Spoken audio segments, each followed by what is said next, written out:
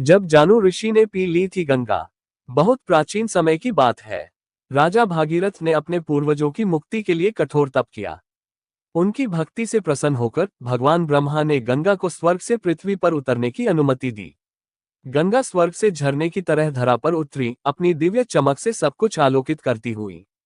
परंतु गंगा का वेग इतना प्रचंड था कि पर्वत कांप उठे, वृक्ष उखड़ गए और भूमि जलमग्न होने लगी।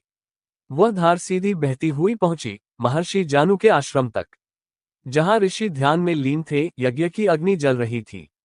एक ही क्षण में वह जल प्रवाह आश्रम को बहा ले गया। ऋषि की आंखें खुली और उनका तेज प्रज्वलित हो उठा। क्रोध से तपते हुए उन्होंने कहा, अरे ये कैसी असावधानी, मेरे तपस्थल का विनाश कर रही है गंगा। फिर अपने अद्भुत तपोबल से उन्होंने पूरी गंगा को अपनी हथेलियों में समेट लिया और एक ही श्वास में पी लिया। जब ये समाचार भागीरथ तक पहुंचा, वे व्याकुल होकर ऋषि के चरणों में गिर पड़े। हे महर्षि, उन्होंने कहा, मैंने अपने पितरों के उद्धार के लिए गंगा को पृथ्वी पर बुलाया था, कृपा करिए। ऋषि का हृदय पिघल गया। उन्होंने मुस्कुराकर कहा, भागीरथ, तुम्हारा उद्देश्य पवित्र है। और तभी उन्होंने अपने कान से गंगा को बाहर निकाल दिया। फिर से प्रवाहित हुई वह पवित्र धारा, जिसे संसार आज जाह्नवी गंगा के नाम से जानता है, क्योंकि वे महर्षि जानु के कान से पुनः जन्मी थी।